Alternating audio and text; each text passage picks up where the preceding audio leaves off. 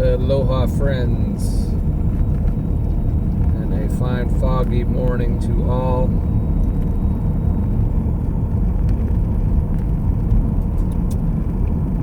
My phone was stuck in mode where it makes everything sideways.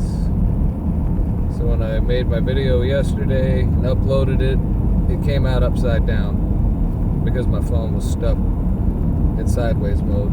I've since been able to fix it, so hopefully it'll come out right.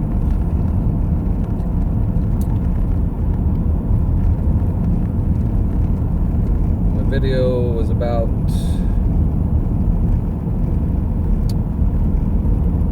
residing in the realization, or I guess you could go plural with that, and getting in the present moment and just sitting in the realization. And everybody may be at different places, obviously, with their realizations. But just giving yourself time, give yourself quality time to really absorb and integrate and become and be the true self. And what's the main thing that stops one from being in the present moment, to sit and marinate in the realization, is distractions. And the distractions can be very simple, subtle things, like a car passing by. If you were sitting and meditating, you might think to look over at the car going by, but if you really think about it, there was no need to look over at the car going by because you knew it was a car going by. There was nothing to really see. Yet our consciousness is that easily pulled. That's just a simple example of a distraction, a simple, subtle distraction. Think about all the other distractions that are much more demanding than a car going by while you're meditating. And should you break your focus to look over at the car going by, or should you just know that the car is going to go by and it has nothing to do with where you are presently? But we have phones and TVs and families and all these many, many things.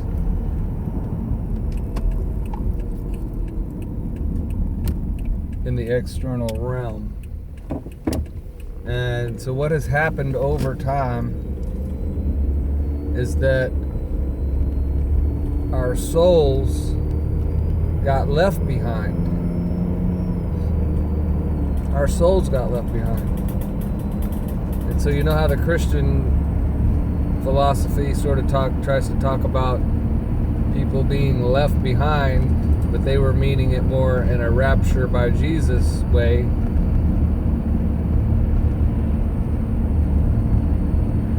But there is some truth to, and I have a dog with me. I don't shake like that, usually.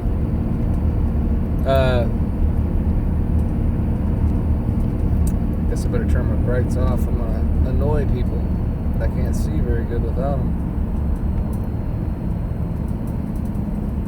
So our souls got left behind because and this dude's gonna ride me. man, I can't see nothing with his bright lights. Go ahead and go around, partner. You got better insurance than me and more time than me.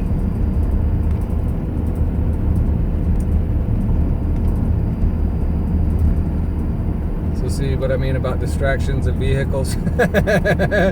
Living example. The soul got left behind, and we, the ego self, got distracted by our own reflection, which is what? Which is everything you see, everything external, coming from within us. And we became so enamored by and consumed with the external reflection of ourselves that we forgot that that's what we were seeing and experiencing. And through being so amazed, I guess, with, like I said, enamored with, and then you add in all the mythologies that try to put the experience of life itself into a creator context,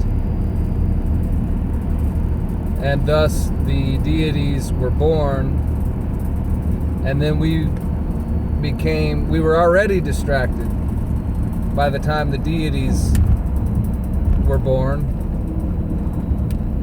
And so there was little chance or little hope that we would see through our own distortion, meaning seeing the deities as real instead of allegory and mythology that was merely a culture's way of explaining, again, the creator and the creation and yourself within it.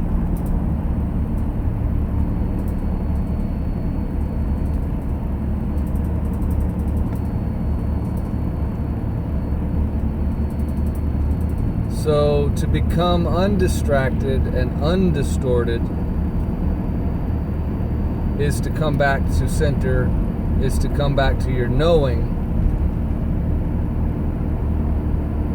which transcends beliefs. And I know I talk about beliefs a lot, but it's just so important because we live in a time and a place where beliefs are rampant in the human mind.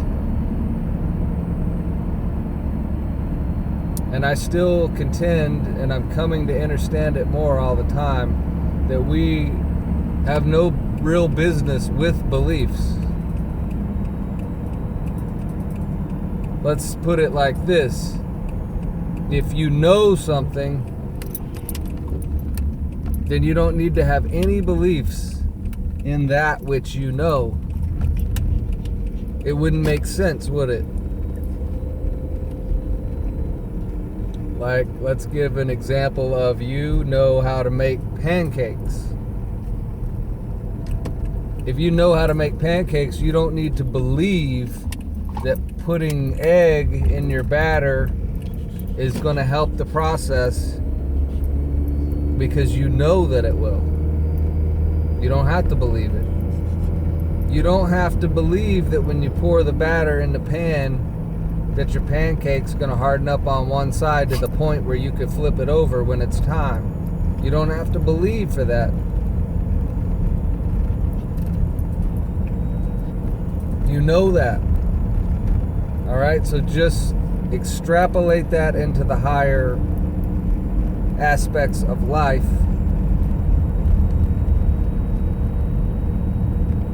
I know I am connected to the Creator. I don't have to believe that.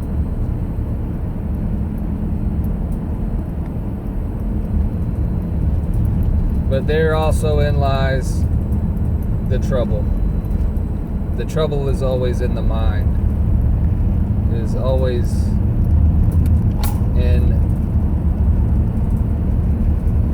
intertwined with the ego. The mind and the ego can work together just like the mind and the soul can work together. But when the mind and the ego work together, there is no knowing. Because again, you're not your ego. The ego doesn't even exist. It never did. But here again, it's an idea. And so if you believe that it exists, then that's going to shape your reality. Your beliefs shape your reality.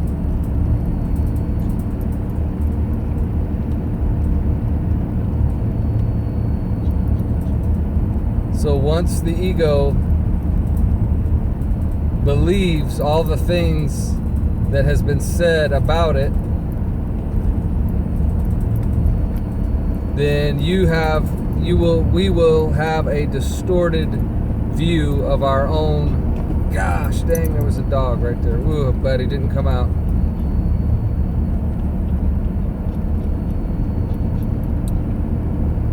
We will have a distorted view of ourselves, and thus all the distortions having to do with the deities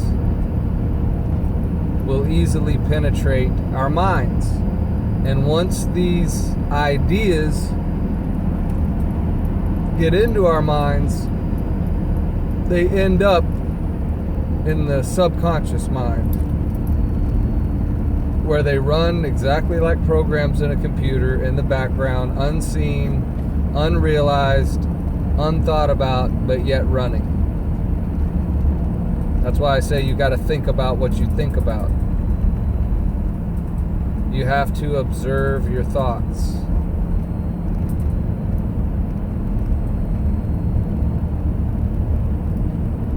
And until the ego is transcended, or at least you've begun to transcend the ego, again, coming back to the knowing who you are at the core level, at the depths. And we've coined the word soul. So at our depths, we are living souls. And the living soul, which is you at your core, knows all the things that your mind, your egoic mind, believes. It knows those things. So again, it doesn't need to believe. I don't know that it ever did believe. I don't know that it's actually capable of believing. Because beliefs are useless to a living soul that has come back to his knowingness.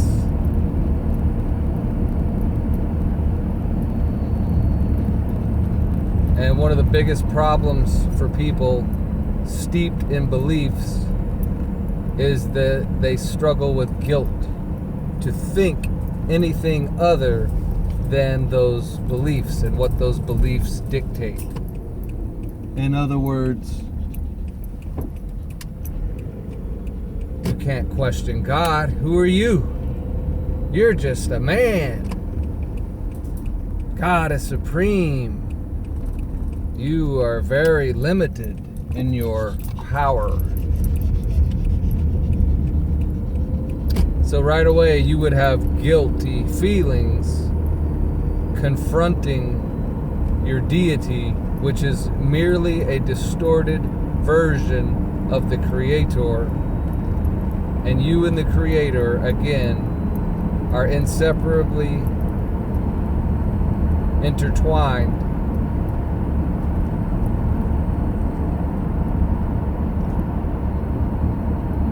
So you've got yourself, and I would say we got ourselves tied in a very tricky knot. And it takes some effort takes a lot of effort if you're a believer. And I'm not just talking about religion, because most of the things everybody is believing are beliefs. So everybody's a believer. But everybody's got their different beliefs. Again, look how divided it makes us. Look how disunified it makes everything.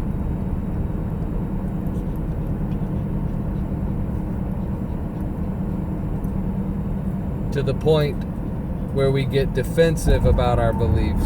And if somebody says the wrong thing, we may want to fight or kill about our beliefs. But that would be your own insecurity coming out. Defensiveness is insecurity. Being offended is a weakness that stems from insecurity. Nothing offends a co-creator,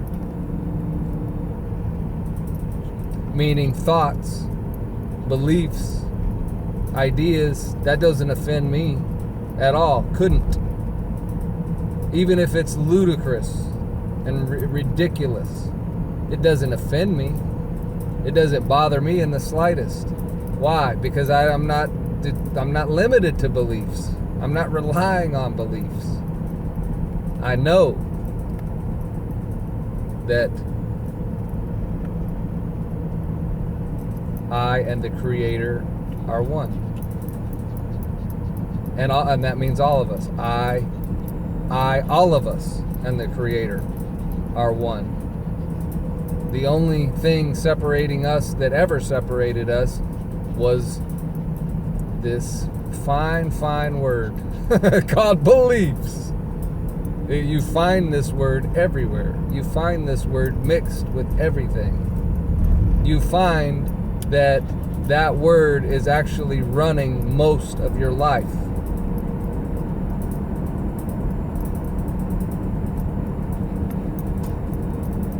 Just get in the present moment and get into some meditation, and you will see this very clearly. And by seeing it, so you can't do anything about it until you see it. And once you see it, that begins your journey. That begins your journey where you start to realize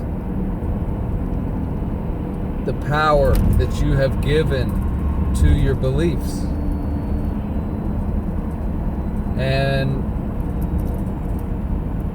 I'm going to contend this too, that it's going to come to be known that all beliefs were erroneous.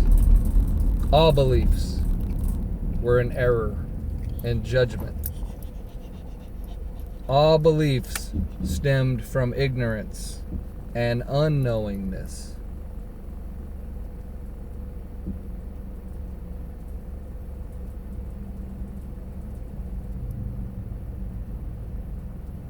So, do we know everything? Do we know everything? It's a good question. Because if we're going to shed beliefs, then we're going to be left with knowing. But do we know everything? Well, you don't know everything, because the mind, the human mind, can't contain everything. But the human soul is again connected to the all, source, the Creator. Does the Creator know everything? Why, yes, the Creator does know everything. Are you connected to the Creator? Why, yes, you are. So you are connected to all knowing.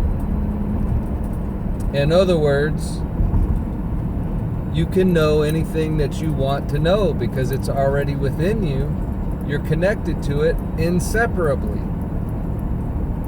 So all you have to do then is put forth the effort of tapping into this knowing. tapping into your all-knowing self to get the answer. And it may come to you super quick and easy, and it may come to you through contemplation, meditation, and transcending your beliefs. Because if your beliefs are in the way of knowing, you're always going to default to your beliefs. It's an automatic program. We've all been programmed in this same way. They knew when they put, for example, "In God we trust" on your money, your fiat currency, they were combining aspects of something eternal with fiat currency, something fake, something that is an illusion. Because we all know by now that even your money, even our money, our fiat currency isn't backed by anything quote unquote real, meaning real value, meaning gold or silver, usually. So they knew when they put "In God we trust," which is a fake idea, onto the fake currency, they control the currency, they control the idea. And they put it right on the money so that you never forget your beliefs. I love how crafty they are, but I love how crafty we are at uncrafting their craft. Witchcraft, meaning as a question, not an old woman with a spiked hat. Witchcraft, which one? That's what it is. So they keep our false beliefs that they invented, and let's just say we did too. We invented it. We came up with all of it. And in ages gone by, we were at lower states of consciousness. We were at lower levels of beingness.